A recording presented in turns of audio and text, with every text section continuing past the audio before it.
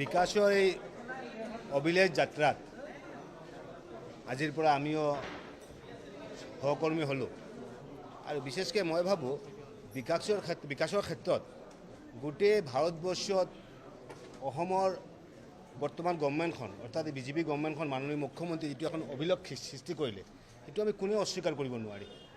আপুনি যদি আপাৰ আছাম যায়, আপুনি যদি মিডিল আছাম চায়, আপুনি বৰাকবেলি চায়, আপুনি লোৱাৰ আছাম চায়, গোটেই চুকে কোণে এনেকুৱা কিছুমান কাম হৈছে য'ত নেকি স্বাধীন হোৱাৰ পিছতে আমি কেতিয়া ভবা নাই। একপিনে ডেভেলপমেণ্ট, আনপিনে আমাৰ সুৰক্ষাৰ ক্ষেত্ৰত, অসমৰ সুৰক্ষাৰ ক্ষেত্ৰত, অসমৰ সভ্যতাৰ ক্ষেত্ৰত এইখন গভৰ্ণমেণ্টৰ যিটো দৃঢ়তা, যিটো সংকল্প, এইটো আমাৰ মানিবই লাগিব। সেইটো কাৰণে মই ভাবোঁ এজন বিধায়ক হিচাপে যিটো পাৰ্টিৰ উদ্দেশ্য হৈছে ৰাষ্ট্ৰ নিৰ্মাণ, যিটো পাৰ্টিৰ উদ্দেশ্য হৈছে এই দেশখনৰ সভ্যতা সংস্কৃতি, সনাতন সভ্যতা সংস্কৃতি, আমাৰ কৃষ্টি কালচাৰৰ বিকাশ, এই যিটো এটা পৰিৱেশ এইটো অক্ষুণ্ণ ৰখাৰ কাৰণে এই যিটো দলৰ অৰ্থাৎ বিজেপি দলৰ যিটো দৃঢ়তা, আমাৰ এইটো নিশ্চয় আমি তাৰ সহকৰ্মী হ'ব লাগে। আজি বিজেপিত আমি বসন্ত দাস ডাঙৰীয়া, আমাৰ শশীকান্ত দাস ডাঙৰীয়া আৰু মই আজি বিজেপিলৈ যোগদান কৰিলোঁ। আপুনি ক'ব আগৰ পৰা হয়, আমি আগৰ পৰাই বিজেপিৰ লগত আমাৰ বিধানসভাত আমি মাননীয় মুখ্যমন্ত্ৰীক সমৰ্থন কৰিছোঁ আৰু তাৰ পিছৰ পৰাই আমাৰ এই অভিলেখ যাত্ৰা, আমাৰ ডেভেলপমেণ্টৰ যাত্ৰা আমাৰ চলি আছে। আজি আনুষ্ঠানিকভাৱে আমি যোগদান কৰিলোঁ আৰু মই ভাবোঁ এই বিকাশৰ ক্ষেত্ৰত মাননীয় মুখ্যমন্ত্ৰীৰ যিটো এটা চিন্তা চৰ্চা, মই ভাবোঁ যে আমাৰ অসমখনক আমাক আগবঢ়াই লৈ যাব লাগে। আৰু ছেকেণ্ডলি মই এটা বস্তু মোৰ ফিলিংছ এইটোৱে যে ভাৰতবৰ্ষৰ ইতিহাস বা আপুনি যদি বিশ্বৰ ইতিহাসটো চাই, যদি কোনো এনেকুৱা ৰাজনৈতিক দল নাই যে ৰাজনৈতিক দলে এই দেশৰ সংখ্যালঘু মানুহৰ ওপৰত নিৰ্ভৰশীল, মাইনৰিটি মানুহৰ ওপৰত নিৰ্ভৰশীল। কিন্তু আপুনি চাব যে ভাৰতবৰ্ষ য'ত মূল আধাৰ হৈছে সনাতনী সভ্যতা সংস্কৃতি, আজি এই ভাৰতবৰ্ষত কংগ্ৰেছ দলখন এই মাইনৰিটি মানুহ, বিশেষ সম্প্ৰদায়ৰ মানুহ, মিয়া মানুহৰ ওপৰত সিহঁতে একদম নিৰ্ভৰশীল হৈ আছে।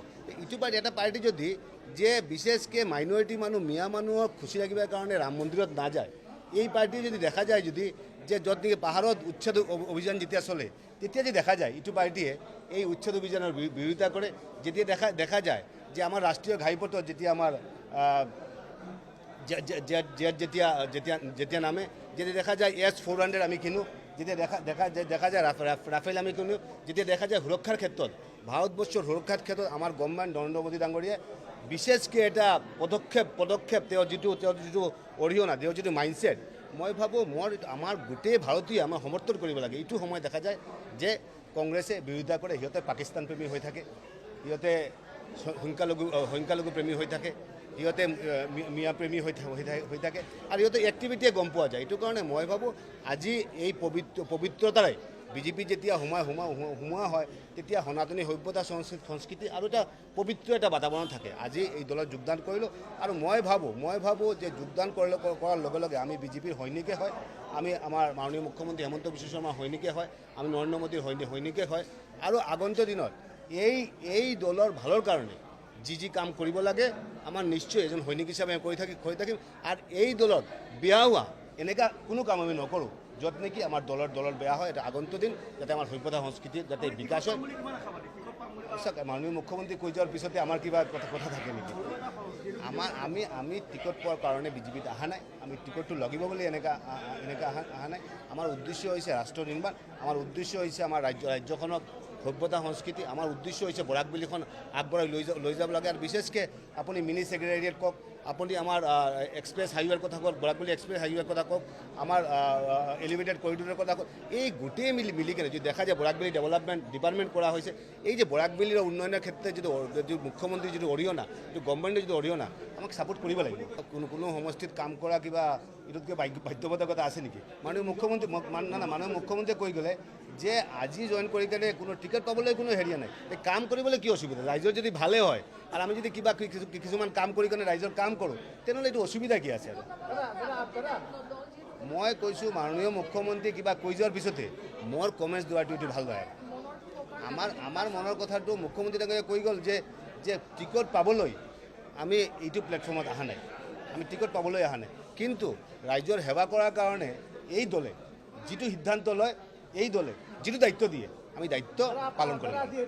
যিটো দলে এজন ৱৰ্কিং প্ৰেচিডেণ্টৰ সন্মান নিদিয়ে, যিটো দলে আমাৰ APG যেতিয়া বান কৰা হয়, যেতিয়া জ্বলোৱা হয়, তেতিয়া যদি আমি ৰাহুল গান্ধী ডাঙৰীয়াত আমি কথাখিনি জনোৱা হয়, আমি যেতিয়া আমাৰ জিতেন্দ্ৰ সিং ডাঙৰীয়াক এইখিনি বস্তু জনোৱা হয়, এতিয়া আমাৰ নিচিনা এটা যেতিয়া ৱাৰ্কাৰক যদি পাত্তা নিদিয়ে, আৰু আমাৰ এনেকুৱা নহয়, গোটেই অসমত আপুনি চাব যে যিবিলাক কৰ্মী হয়, কংগ্ৰেছৰ কৰ্মী হয়, কংগ্ৰেছৰ ৱাৰ্কাৰ হয়, সিহঁতৰ কোনো মূল্য নাই, সিহঁতৰ এটাই মূল্য যে টকা পইচা দি কেনেকৈ টিকট দিব পাৰে, সিহঁতৰ মূল্য হৈছে যে মিয়াদ পিটি কেনেকৈ দেখাব পাৰে। এইটো কাৰণে নাম বদনামৰ কোনো কথা নহয়। এই কংগ্ৰেছৰ সাধাৰণ কৰ্মীত আমাৰ নিচিনা, আমি যেতিয়া একদম আমাৰ দেউতা আমাৰ ফ'ৰ ফাদাৰ কোনো ৰাজনীতিৰ লগত জড়িত নাছিলে, আৰু মই একদম সাধাৰণ ঘৰৰ ল'ৰা হয়, সাধাৰণ ঘৰৰ ল'ৰা এটা উঠি আহিছোঁ। আমাৰ নিচিনা মানুহৰ কাৰণে কংগ্ৰেছ নহয়, আমাৰ কাৰণে বিজেপি। বাৰ্তা দিয়া নাছিলে মানে আপোনাক অন ৰেকৰ্ড কৰিলোঁ আৰু সকলো বস্তুটো, যে আমাৰ মূৰ্তিটো জ্বলোৱাৰ কংগ্ৰেছ অফিচৰ ভিতৰত জ্বলোৱাৰ পিছতে মই যেতিয়া ক'লোঁ, জিতেন্দ্ৰ সিং ডাঙৰীয়াক ক'লোঁ, ৰাহুল গান্ধী ডাঙৰীয়াক ক'লোঁ, মোক পাত্তা দি উল্টা মোক সকচ কৰিলে, উল্টা মোক ফোন কৰি কেনে ক'লে এইবিলাক কথা পাতিব নালাগে। সেইটো কাৰণে আমাৰ নিচিনা মানুহক কংগ্ৰেছৰ কোনো স্থান নাই। মই ভাবোঁ এইটো জেগাত যদি কোনো মিয়া মানুহ হ'লেতেনে তেনেহ'লে সিহঁতে বেছি পাত্তা পালেতেন। সেইটো কাৰণে মই ভাবোঁ সভ্যতা সংস্কৃতিৰ যুঁজত আমাৰ ভাৰতীয় সভ্যতা সংস্কৃতি, আমাৰ অসমৰ সভ্যতা সংস্কৃতি জীয়াই ৰখাৰ কাৰণে আমাৰ যি যুঁজত নামিব লাগে আমি যুঁজত নামিব। पॉजिटिविटी जो है, एक बात तो है पॉजिटिविटी, एक बात है असंतुष्टि। जो पॉजिटिविटी जो है, जो विकास का जो यात्रा है, जो आप अगर आपको देखा जाए तो पूरे भारत में आसाम ही ऐसा स्टेट है, ऐसा ग्रोइंग स्टेट है जिसने हमारे मुख्यमंत्री हेमंत बिश्व शर्मा जी के नेतृत्व में इस कुछ दिनों में ऐसा कुछ डेवलपमेंट काम किया है जो हम किसी लोग हम अस्वीकार नहीं कर सकते। एक बात है। दूसरा बात है हमारा जो सुरक्षा के बारे में हमारे जो गवर्नमेंट, जो हमारे जो वर्तमान प्रेजेंट जो गवर्नमेंट है Himanta Biswa Sarma Dangoria BJP led government जो काम किया है, हमारा जो पहाड़ में जो इविक्शन जो हो रहा है, हमारे जो सिक्योरिटी के बारे में हमारे नरेंद्र मोदी जी ने जो कदम उठाया है उसको हमको मानना पड़ेगा। तो हमारे भारत के सभ्यता संस्कृति, हमारे असम और कृष्टि कल्चर ये रक्षा करने के लिए हमारा लगता है एकमात्र संगठन है बीजेपी, और बीजेपी का साथ जुड़ा रहने से असम का कृष्टि संस्कृति आगे ले जाएगा। बीजेपी के साथ जुड़ा रहने से मेरा लगता है आने वाले दिन में असम सुरक्षित रहेगा। असम को सुरक्षित रखने के लिए, हमारे इलाका का लोगों का डेवलपमेंट के लिए, हमारे रास्ते के लिए, हमारे यूनिवर्सिटी के लिए, हमारे मेडिकल कॉलेज के लिए, हमारे बहुत सारे ऐसे काम है जो काम विगत दिन में नहीं हुआ था, लेकिन देखा जाए तो इस कुछ दिनों में ऐसा कुछ डेवलपमेंट हुआ। एक साथ डेवलपमेंट, दूसरा बात है हमारा सुरक्षा।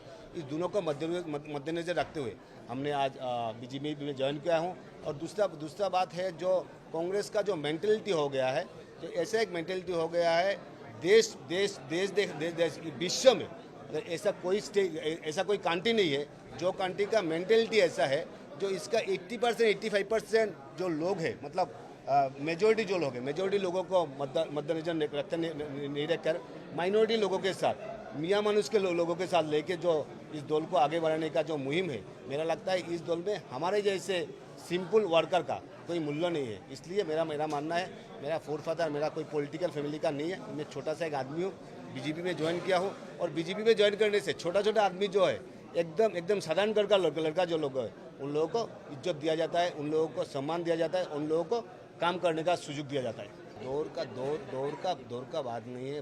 बात ये है कि असम को सुरक्षित रखने के लिए बात ये है कि डेवलपमेंट हम देख रहा है जो दूसरा कॉन्स्टिट्यूंसी में डेवलपमेंट हो रहा है, वहाँ पे मेडिकल कॉलेज हो रहा है, वहाँ पे रास्ता घाट हो रहा है, वहाँ पे ब्रिजेस हो रहा है।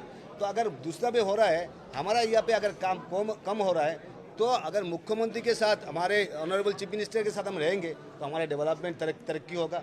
और मेरा लगता है पिछले 15 महीना में जितना डेवलपमेंट हुआ है, मेरा लगता है ये रिमार्केबल है, और आने वाले दिन में ये कंटिन्यू रहेगा। और मुख्यमंत्री जी तो आने वाले दिन में हमारा नेतृत्व देंगे और असम को ऐसे जगह में ले जाएंगे जो भारतवर्ष में असम का स्थान एक अव्वल नंबर में होगा, नंबर 1 में होगा। और हम एक असम के लोग होने से उसको हम